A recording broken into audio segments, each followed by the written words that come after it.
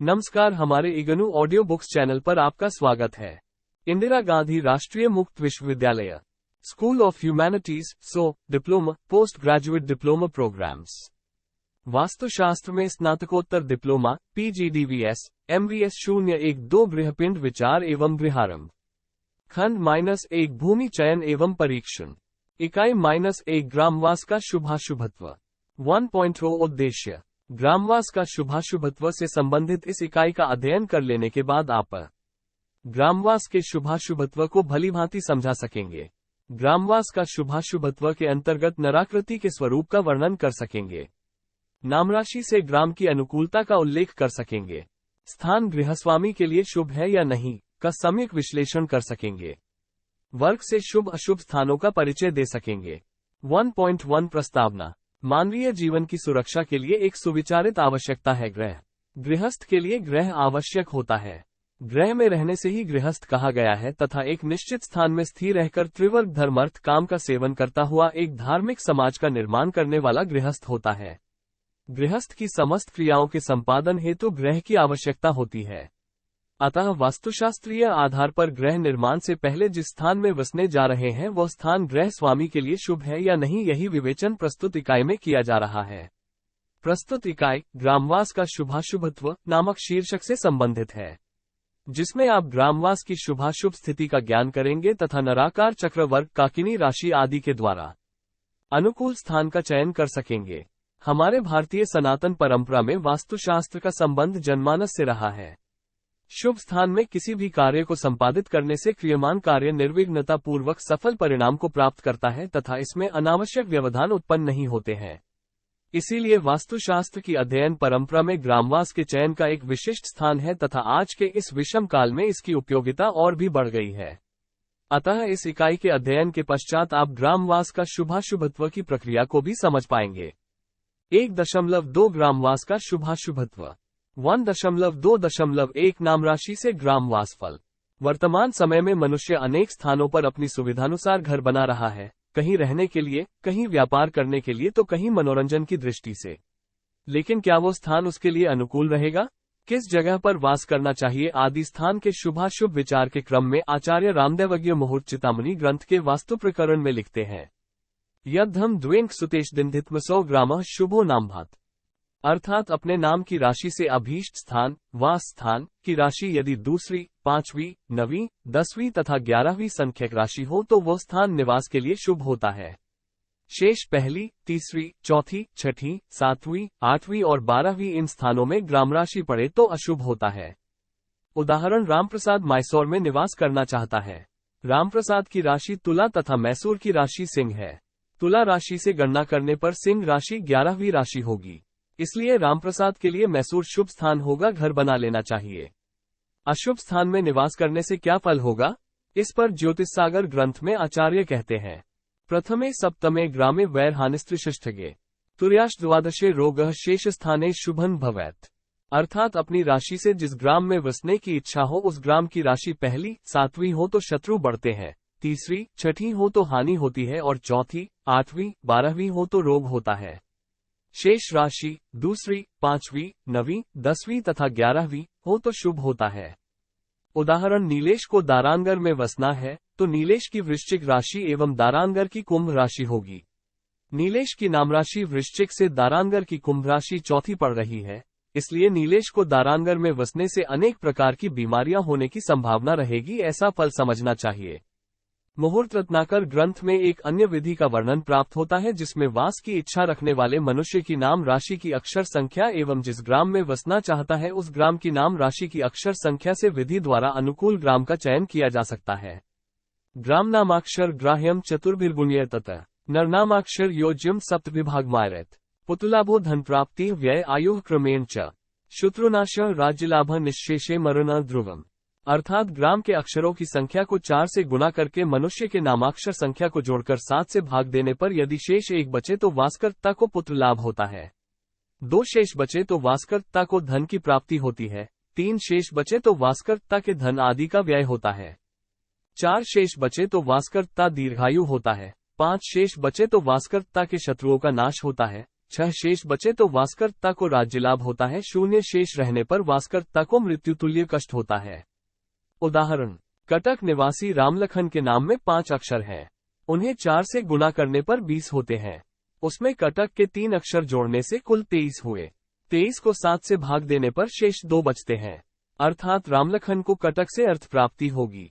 1.2.2 गृहदशा से ग्रामवास का शुभाशुभत्व।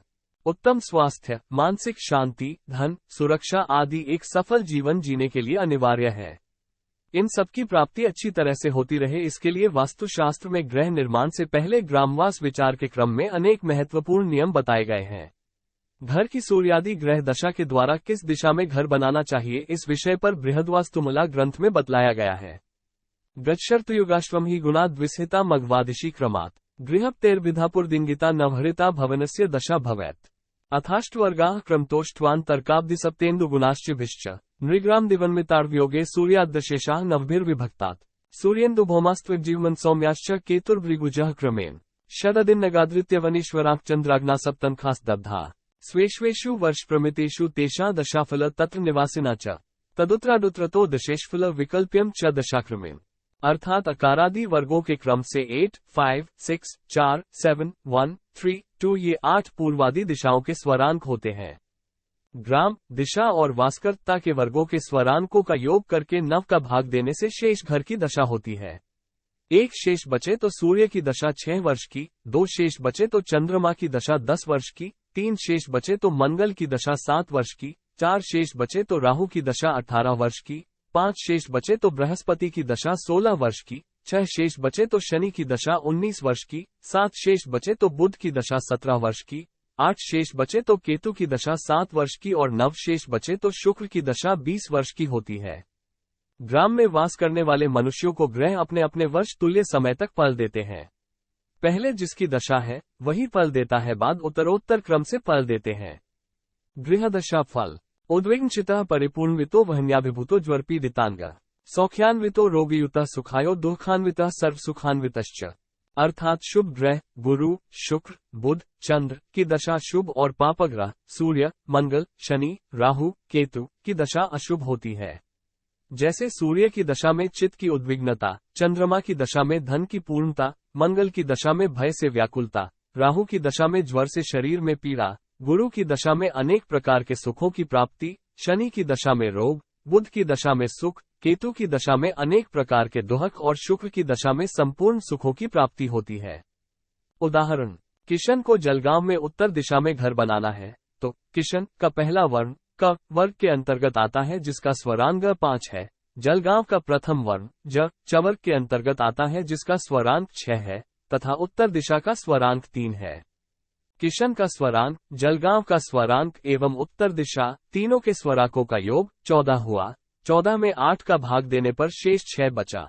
अतः गुरु की दशा हुई जो शुभप्रद होती है। अतः किशन को जलगांव उत्तर दिशा में घर बनाना उसके लिए बहुत अच्छा है। 1.2.3 ग्रामवास में नराकार शुभाशुभ चक्र। ग्रामवास का शुभाशुभत्व नक्षत्रों के द्वारा भी किया जाता है। वासकर्ता के जन्म नक्षत्र से नराकृति चक्र द्वारा किस नक्षत्र के नगर में निवास करना चाहिए इसका विचार किया जाता है। इस विषय में आचार्य जीवनाथ झा द्वारा विरचित वास्तुरत्नावली ग्रंथ का कथन है। मस्तके पंच लाभाय मुखे त्रीणि धनक्षय कुक्षौ पंच धन धानयम षट पादे स्त्रीदरिद्रता पृष्ठे चैक पादहानिर्नाभो चत्वारि संपद गुह्ये चैक भयम पीडा हस्ते चैक तु क्रंदनम वामे चैक करे भेदो ग्रामचक्रे नराकृते गण्ये जन्म नक्षत्रम ग्राम नक्षत्रतः सदा। अर्थात जिस ग्राम में वास करना है उस ग्राम के नक्षत्र से अपने जन्म नक्षत्र नाम नक्षत्र तक गणना करें। 5 नक्षत्र नराकृति चक्र के मस्तक के हैं, उनमें वासकर्ता का नक्षत्र हो तो वास करने से लाभ होता है। 3 नक्षत्र नराकृति चक्र के मुख के हैं, उनमें वासकर्ता का नक्षत्र हो तो धन की हानि होती है। 5 नक्षत्र नराकृति चक्र के कुक्षी कोक के हैं, उनमें वासकर्ता का नक्षत्र हो तो धन धान्य का लाभ वासकर्ता को होता है। 6 नक्षत्र नराकृति चक्र के पैर के हैं, उनमें वासकर्ता का नक्षत्र हो तो वासकर्ता को स्त्री के माध्यम से दरिद्रता की प्राप्ति होती है।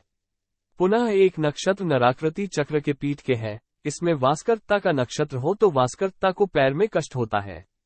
4 नक्षत्र नराकृति चक्र के नाभि के हैं, उनमें वासकर्ता का नक्षत्र हो तो संपत्ति की वृद्धि होती है। एक नक्षत्र नराकृति चक्र के गुह्य गुप्तांग का है, इसमें वासकर्ता का नक्षत्र हो तो भय और पीड़ा वासकर्ता को होती है। इसी प्रकार नराकृति चक्र के दाहिने हाथ के एक नक्षत्र में क्रंदन और बाएं हाथ के एक नक्षत्र में भेद होता है। एक मनुष्य का चित्र कागज आदि पर बनाएं, चित्र के अनुसार उसमें ग्राम के नाम के नक्षत्र से गणना आरंभ करके सभी 27 नक्षत्रों की स्थापना करें। उसके बाद अपना जन्म नक्षत्र नाम नक्षत्र देखिए कि नराकृति चक्र में किस अंक पर अपना नक्षत्र आ रहा है, उसी के फल समझना चाहिए। नीचे की सारिणी के अनुसार नक्षत्रों की संख्या रखनी चाहिए।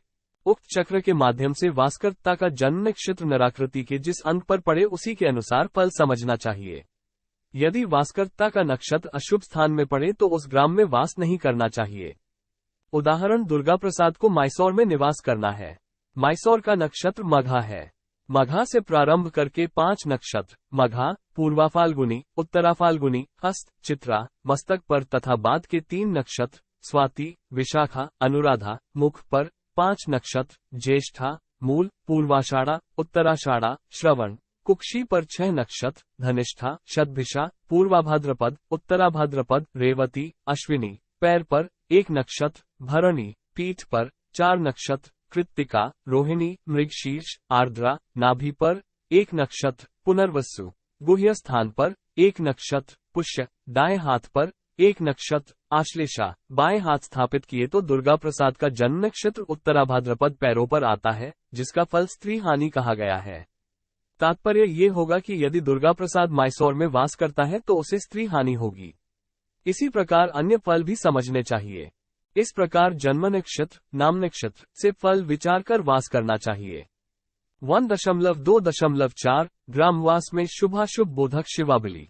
व्यक्ति अपने लिए, अपने परिवार के लिए, व्यवसाय आदि के लिए शुभ परिणाम किस दिशा शहर से मिलेंगे ये जानने की जिज्ञासा होना स्वाभाविक ही है। इस जिज्ञासा की पूर्ति के लिए वास्तुशास्त्र के आचार्यों ने ग्रामवास विचार के क्रम में महत्वपूर्ण सूत्र स्थापित किए हैं। व्यक्ति को कहाँ मकान बनवाना चाहिए इसके नियम निश्चित किए हैं जो मनुष्य मात्र के लिए परम उपयोगी हैं। इसी क्रम में वासभूमि के शुभ अशुभ ज्ञान के लिए वास्तुरत्नावली में शिवाली का निरूपण इस प्रकार से किया गया है। शिवाबली की विधि है कि आधी रात को एकांत में मांस, तरकारी, दाल इत्यादि से मिला हुआ भात को जिस भूमि पर वास करना है उस भूमि पर मिट्टी के पात्र में रखकर कुछ दूर जाकर शिवा सियार के शब्द आवाज का विचार निम्न रीति से विचार करें। नैत्या ही शिवा रौति तदा वासम न कार्येत। दक्षिणे रौति कल्याण वहनिकोणे भयम महत। पूर्वे तच्चाटनम ज्ञेयम कलिवा रिपुभे सह। ईशाने मरुना प्रोक्तमुत्रे कुरु सर्वतः। वासम वायव्यकोणे च भयम किंचित प्रजायते। पश्चिमे च यदा रौति तदानंदः प्रकीर्तितः। अष्टवृक्षु यदा रौति तदा वासम न कार्येत। अर्थात नैत्य कोण में सियार का शब्द करे तो उस ग्राम में वास नहीं करना चाहिए।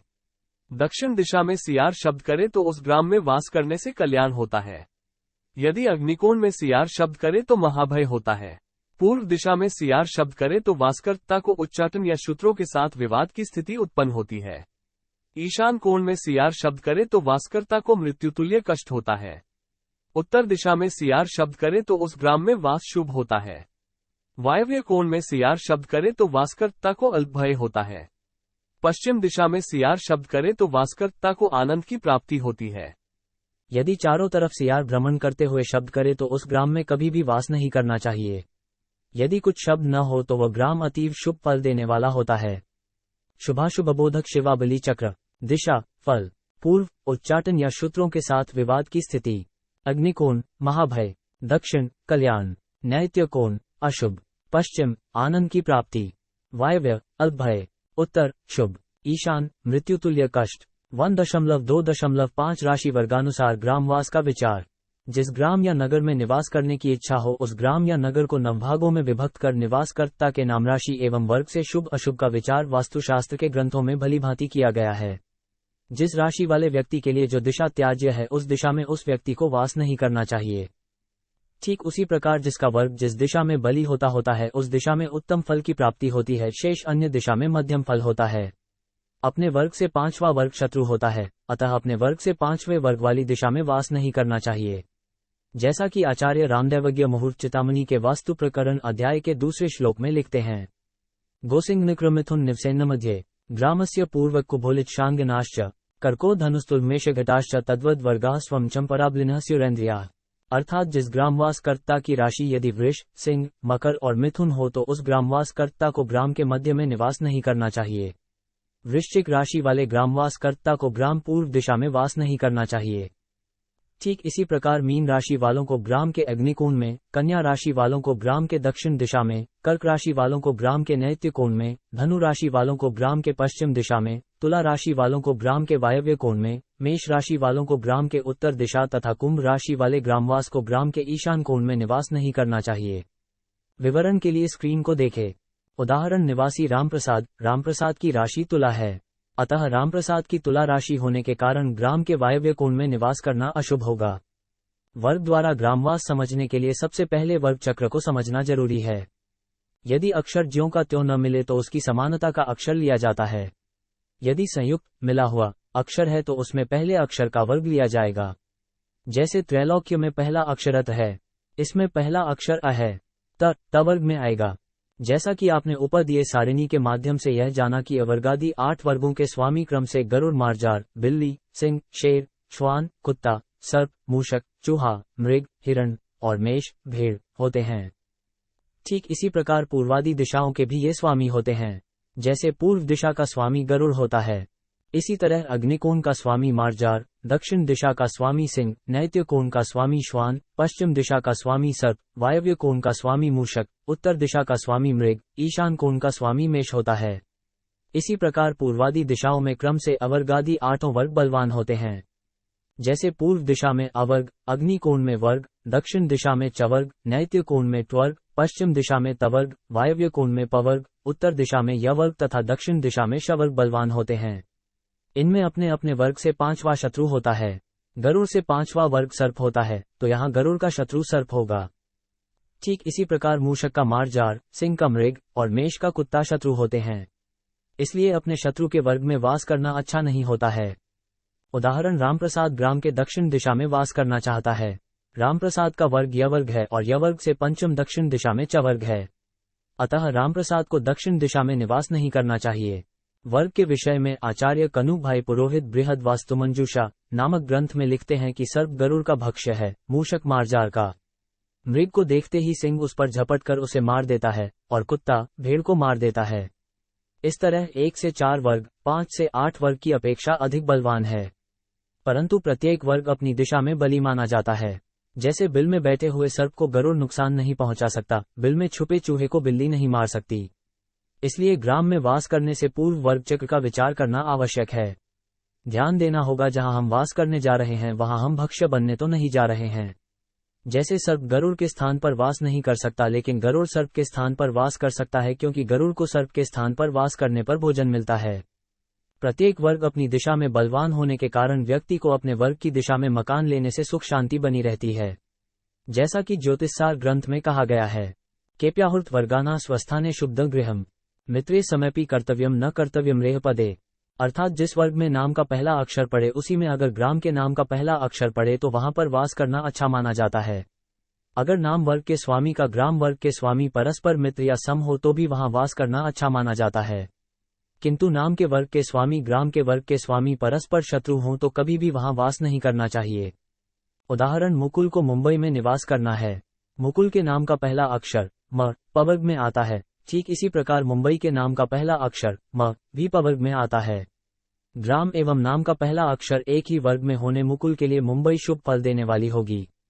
विवरण के लिए स्क्रीन को देखें। 1.2.6 काकिनी विचार।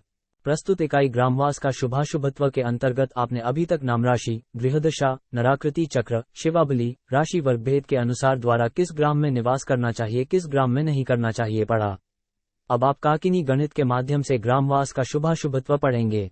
वास्तुशास्त्र में काकिनी गणित का प्रयोग कई रूप में किया जाता है, जैसे ग्राम और वासकर्ता के लेन देन, स्वामी और सेवक का लेन देन में किया जाता है। इसके अतिरिक्त धन से संबंधित मामलों में किस व्यक्ति से लाभ और किस व्यक्ति से हानि होगी, एवं इसी प्रकार शेयर बाजार में कौन सी कंपनी के शेयर से हानि होगी, ऐसे ही कई प्रकार से काकिनी गणित का प्रयोग किया जाता है। काकिनी शब्द का अर्थ होता है कौड़ी। कौड़ी समुद्र से निकलती है। जिस तरह से आधुनिक समय में हम सब रुपये का प्रयोग करते हैं, उसी तरह प्राचीन काल में रुपये की जगह कौड़ी का उपयोग होता रहा है।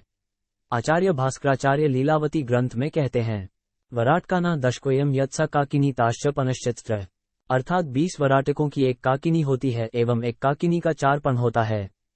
परंतु जो काकिनी गणित हम प्रस्तुत इकाई ग्रामवास के शुभाशुभत्व के अंतर्गत आप पढ़ने जा रहे हैं, उसका प्रयोजन यह है कि जिस ग्राम, महानगर, उपनगर, शहर या सोसाइटी में हम मकान बनवाने जा रहे हैं वह हमारे लिए शुभ रहेगा या अशुभ।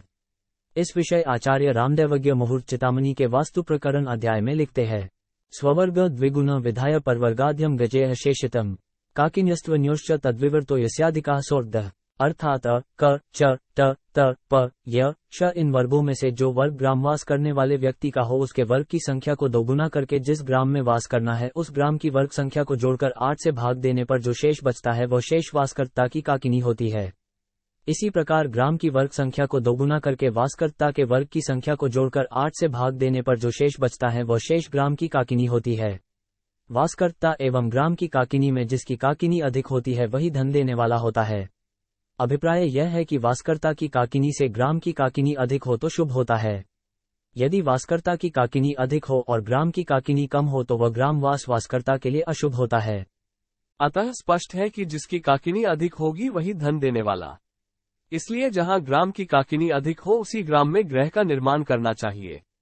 काकिनी सूत्र, पुरुष वर्ग संख्या x2 जोड़ स्थान वर्ग संख्या बटे 8 इक्वल्स शेष इक्वल्स पुरुष की काकिनी, स्थान नाम वर्ग संख्या x2 जोड़ जातक नाम वर्ग संख्या बटे 8 इक्वल्स शेष इक्वल्स ग्राम की काकिनी। उदाहरण 1, सुदीप के लिए नंदगांव शुभ रहेगा या अशुभ, इसको काकिनी के माध्यम से विचार करते हैं। सुदीप के नाम का पहला अक्षर स शवर्ग में आता है जिसकी संख्या 8 है। इसी प्रकार अक्षर स शवर्ग में नंदगांव की वर्ग संख्या 5 है। यहाँ पर कटक की काकिनी 4, सुदीप की काकिनी 2 से अधिक है, अतः सुदीप के लिए कटक निवास योग्य है। यदि 8 का भाग देने से शेष 0 बचे तो उस 0 शेष की जगह 8 शेष ही मानना चाहिए। काकिनी के अनुसार वर्गचक्र देखते समय वासकर्ता की जन्मराशि अलग हो और नामराशि अलग हो तो जिस नाम राशि से व्यक्ति की पहचान होती है उसी नाम राशि को प्रधानता देनी चाहिए, जन्म राशि को नहीं। जैसा कि आचार्य जीवनाथ दैवज्ञ वास्तु रत्नावली ग्रंथ में कहते हैं, काकिन्या वर्ग शुद्धो च द्युते वादे गृहे तथा मंत्रे पुनर्भुवने नामराशे प्रधानता, अर्थात ग्रामवास करते समय काकिनी विचार में नाम राशि का विचार करना चाहिए। इसी प्रकार वर्ग विचार अ, क, च, त, त, प, य, श इन 8 वर्गों के विचार में गृह विचार में, मंत्र ग्रहण में और पुनर्भू दूसरी बार विवाह करने वाली स्त्री के विवाह में नामराशि की प्रधानता होती है। मनुष्य को किस ग्राम अथवा नगर में तथा किस दिशा में निवास करना चाहिए, इसके लिए नारद पुराण में एक अन्य विधि का वर्णन प्राप्त होता है, जो इस प्रकार है। साध्यवर्गः पुरः स्थाप्य पृष्ठतः साधकं न्यसे विभजेदष्टभिः शेष साधकस्य धन स्मृतम् व्यत्ययेनाक्त शेष साधकस्य ऋण स्मृतम् धनाधिक स्वल्पमृण सर्वसंपत् प्रदम स्मृतम्, अर्थात साध्य ग्राम के वर्ग की संख्या को आगे तथा साधक वासकर्ता के वर्ग को पीछे रखकर 8 से भाग देने पर शेष वासकर्ता का धन होता है, तथा अकों को विपरीत उल्टे क्रम से रखकर 8 का भाग देने से शेष साधक वासकर्ता का ऋण होता है। धन अधिक तथा ऋण अल्प हो तो सभी प्रकार की संपत्तियों को देने वाला होता है। उदाहरण, रमेश नाम के व्यक्ति को अवध में निवास का विचार करना है। रमेश के नाम का पहला अक्षर र ऊपर दिए गए वर्गचक्र निर्मित सारिणी संख्या 6 में र यवर्ग में आता है जिसकी संख्या 7 है।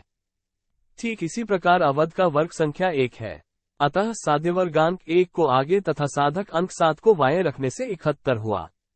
नियम के अनुसार 71 भाग 8 इक्वल्स शेष 7 साधक का धन।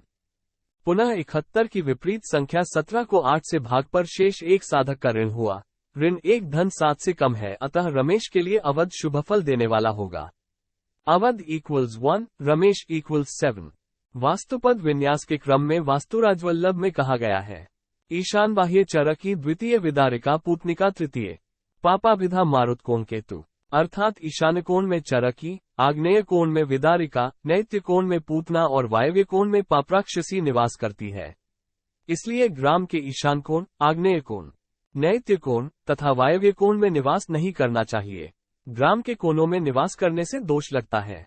1.2.7 आधुनिक युग में ग्रामवास के शुभाशुभत्व का मूल्यांकन। प्रस्तुत इकाई के अंतर्गत आपने विभिन्न नियमों के माध्यम से ग्रामवास के शुभाशुभत्व को जाना। ग्रामवास से महानगर, उपनगर, शहर या सोसाइटी आदि वास भी समझना चाहिए। इस इकाई में आपने नराकृति चक्र के साथ साथ सियार के आवाज के शकुन के द्वारा भी ग्रामव का शुभाशुभत्व को जाना। किंतु आधुनिक युग में जहां जंगल कट रहे हैं, कंक्रीट के जंगल बनते जा रहे हैं, वहां सियार की आवाज सुनना मुश्किल सा होता है। वर्तमान में ग्राम नगर में बदलते जा रहे हैं, नगर महानगरों में बदलते जा रहे हैं और महानगर उपनगर बनके मेट्रोसिटी बनने की ओर अग्रसर हैं। इस स्थिति में ग्राम का क्षेत्रफल, नक्षत्र आदि अग इस भागदौड़ वाली जिंदगी में निकालना श्रमसाध्य सा लगता है। व्यक्ति को जिस महानगर में आजीविका मिलती है वहां रहना जरूरी होता है। ऐसे में यदि महानगर का काकिनी का लाभ नहीं मिलता तो उपनगर या सोसाइटी से लाभ देखना चाहिए। राशि और दिशा के द्वारा वास का विचार निश्चित करना चाहिए। वास्तुशास्त्र में कभी भी कोई एक ही नियम के परिणाम पकड़कर निश्चय पर नहीं पहुंचना चाहिए।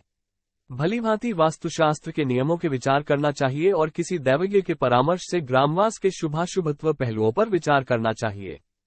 सोसाइटी, अपार्टमेंट या फ्लैट का कॉम्प्लेक्स एक छोटा सा गांव जैसा ही लगता है। ग्रामवास में आजीविका और व्यवसाय के अनुसार भी भिन्न भिन्न स्थानों का वास्तुशास्त्र के शास्त्रीय ग्रंथों में किस व्यवसायी को कहाँ रहना चाहिए इसका विस्तृत वर्णन है, जिसका आधुनिक युग स्वर्ण में मूल्यांकन करते हुए बृहद वास्तु मंजूषा में लिखते हैं। 1. लोकसभा, विधानसभा, कॉर्पोरेशन, पंचायत आदि के सदस्यों, सचिवों, IAS या IPS अधिकारियों को नगर के मध्य में अपनी भूमि का चयन करना चाहिए। अगर कॉम्प्लेक्स में फ्लैट का चयन करना हो तो दक्षिण दिशा या पश्चिम दिशा में करना चाहिए। 2. सेना के कर्मचारियों, पुलिस, होमगार्ड आदि में सेवारत लोगों के लिए दक्षिण दिशा उत्तम है। 3. कॉर्पोरेट क्षेत्र के साथ जुड़े उच्च अधिकारियों को मध्य भाग, दक्षिण या पश्चिम दिशा का चयन करना चाहिए। 4. कर्मकांड, ज्योतिष, वास्तुशास्त्र, प्रवचन आदि से जुड़े हुए लोगों के लिए पूर्व दिशा उत्तम मानी गई है। 5. सरकारी नौकरी से जुड़े व्यक्तियों को निवास के लिए उत्तर दिशा का चयन करना चाहिए। 6. शिल्पकार, मिस्त्री, जूता चप्पल के व्यवसाय के साथ जुड़े व्यक्तियों और शराब के व्यापारियों को नैत्य कोण में मकान पसंद करना चाहिए। 7. अग्नि द्वारा जिनकी आजीविका चलती है जैसे जुलाहा, बिल्डिंग करने वाले लोग, फाउंड्री आदि व्यवसायियों के लिए अग्निकोण उत्तम स्थान है। 8. दूध, कोल्ड ड्रिंक, आइसक्रीम के व्यवसायियों के लिए पश्चिम दिशा श्रेष्ठ मानी गई है। 9. मिनरल वाटर के व्यापारियों के लिए, लॉन्ड्री का काम करने वाले, रंगरेज लोगों को नगर के ईशान कोण में बसना चाहिए। 10. सोना, चांदी, जवाहरात के व्यापारियों के लिए मध्य भाग उत्तम है। ग्रामवास के विचार के क्रम में ग्रह का मुख्य सदस्य के नाम से ही विचार करना चाहिए। अन्य पारिवारिक सदस्यों के नाम से विचार नहीं करना चाहिए। यदि किसी शहर में किन्हीं कारणों से वास करना आवश्यक हो तो गृह, व्यापार आदि की भूमि उस नाम के सदस्य से भी खरीद सकते हैं। 1.3 सारांश। ग्रामवास का शुभाशुभत्व नामक यह इकाई निवास करने से पूर्व ग्राम या नगर के चयन से संबंधित महत्वपूर्ण इकाई है, क्योंकि इसके द्वारा वासकर्ता केवल अपने नामराशि, वर्ग आदि के द्वारा अपने अनुकूल उत्तम वासयोग्य भूमि का चयन करने में सक्षम हो जाता है। वास्तु का प्रारंभ ग्राम चयन की प्रक्रिया से ही प्रारंभ माना जाता है। ग्राम के चयन के क्रम में इस इकाई के माध्यम से आपने जाना कि नाम की राशि से अभीष्ट स्थान, वास स्थान की राशि यदि दूसरी, 5वीं, 9वीं, 10वीं तथा 11वीं संख्यक राशि हो तो वह स्थान निवास के लिए शुभ होता है। अपनी राशि से जिस ग्राम में बसने की इच्छा हो उस ग्राम की राशि पहली, 7वीं हो तो शत्रु बढ़ते हैं, तीसरी, छठी हो तो हानि होती है और चौथी, 8वीं, 12वीं हो तो रोग होता। शेष राशि दूसरी, 5वीं, 9वीं, 10वीं तथा 11वीं हो तो शुभ होता है। शेष पहली, तीसरी, चौथी, छठी, 7वीं, 8वीं और 12वीं इन स्थानों में ग्राम राशि पड़े तो अशुभ होता है। इसके अतिरिक्त आपने जाना कि मनुष्य की नाम राशि की अक्षर संख्या एवं जिस ग्राम में बसना चाहता है उस ग्राम की नाम राशि की अक्षर संख्या से नराकृति चक्र द्वारा भी अनुकूल ग्राम का चयन किया जा सकता है। घर की सूर्यादि ग्रह दशा के द्वारा किस दिशा में घर बनाना चाहिए इसका विचार भी आवश्यक होता है, क्योंकि शुभ ग्रहों की दशा शुभ और पाप ग्रहों की दशा अशुभ होती है। जैसे सूर्य की दशा में चित्त की उद्विग्नता, चंद्रमा की दशा में धन की पूर्णता, मंगल की दशा में भय से व्याकुलता, राहु की दशा में ज्वर से शरीर में पीड़ा, गुरु की दशा में अनेक प्रकार के सुखों की प्राप्ति, शनि की दशा में रोग, बुध की दशा में सुख, केतु की दशा में अनेक प्रकार के दुख और शुक्र की दशा में संपूर्ण सुखों की प्राप्ति होती है। प्राचीन काल में शिवाबली के द्वारा भी ग्राम के शुभाशुभत्व को जाना जाता था। शिवाबली की विधि है कि आधी रात को एकांत में मांस, तरकारी, दाल इत्यादि से मिला हुआ भात को जिस भूमि पर वास करना है उस भूमि पर मिट्टी के पात्र में रखकर कुछ दूर जाकर शिवा, सियार के शब्द, आवाज के द्वारा अमुक ग्राम हमारे लिए शुभ है या अशुभ का विचार किया जा सकता है। जिस ग्राम या नगर में निवास करने की इच्छा हो उस ग्राम या नगर को नवभागों में विभक्त कर निवासकर्ता के नाम, राशि एवं वर्ग से शुभ अशुभ का विचार प्रस्तुत इकाई में किया गया है। जैसे जिस ग्रामवासकर्ता की राशि यदि वृष, सिंह, मकर और मिथुन हो तो उस ग्रामवासकर्ता को ग्राम के मध्य में निवास नहीं करना चाहिए। वृश्चिक राशि वाले ग्रामवासकर्ता को ग्राम के पूर्व दिशा में वास नहीं करना चाहिए। ठीक इसी प्रकार मीन राशि वालों को ग्राम के अग्निकोण में, कन्या राशि वालों को ग्राम के दक्षिण दिशा में, कर्क राशि वालों को ग्राम के नैऋत्य कोण में, धनु राशि वालों को ग्राम के पश्चिम दिशा में, तुला राशि वालों को ग्राम के वायव्य कोण में, मेष राशि वालों को ग्राम के उत्तर दिशा तथा कुंभ राशि वाले ग्रामवासकर्ता को ग्राम के ईशान कोण में निवास नहीं करना चाहिए। अवर्गादि 8 वर्गों के स्वामी क्रम से गरुड़, मार्जार, सिंह, श्वान, सर्प, मूषक, मृग और मेष होते हैं। ठीक इसी प्रकार पूर्वादि दिशाओं के भी ये स्वामी होते हैं। इसी प्रकार पूर्वादि दिशाओं में क्रम से अवर्गादि 8 वर्ग बलवान होते हैं। इनमें अपने अपने वर्ग से 5वां शत्रु होता है। गरुड़ से 5वां वर्ग सर्प होता है, तो यहाँ गरुड़ का शत्रु सर्प होगा। ठीक इसी प्रकार मूषक का मार्जार, सिंह का मृग और मेष का कुत्ता शत्रु होते हैं। इसलिए अपने शत्रु के वर्ग में वास करना अच्छा नहीं होता है। वासकर्ता की काकिनी से ग्राम की काकिनी अधिक हो तो शुभ होता है। यदि वासकर्ता की काकिनी अधिक हो और ग्राम की काकिनी कम हो तो वह ग्राम वासकर्ता के लिए अशुभ होता है। अतः स्पष्ट है कि जिसकी काकिनी अधिक होगी वही धन देने वाला। इसलिए जहां ग्राम की काकिनी अधिक हो उसी ग्राम में गृह का निर्माण करना चाहिए। धन्यवाद। मिलते हैं अगले वीडियो में अगले पाठ के साथ।